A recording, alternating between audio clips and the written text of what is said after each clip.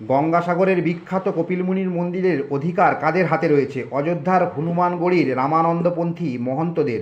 সুমেরু পর্বত থেকে গঙ্গা বের হয়ে কৈলাস পর্বত থেকে ভূপৃষ্ঠে অবতরণকালে দেবাদিদেব মহাদেব গঙ্গার প্রবল বেগ ধারণ করে। গঙ্গা তার অহংকারের জন্য মহাদেবের জটাজলে কত বৎসর আবদ্ধ হয়ে পড়ে? 12 বৎসর। মহারাষ্ট্রের নেভাসার মহালাসা নারায়ণী মন্দির ও গয়ার মারদোলের মহালাসা মন্দিরের বিশেষত্ব কী? এই মন্দিরগুলোয় দেবতা বিষ্ণু নারী রূপে পূজিত হয়, অর্থাৎ বিষ্ণুর মোহিনী অবতার পূজিত হয়।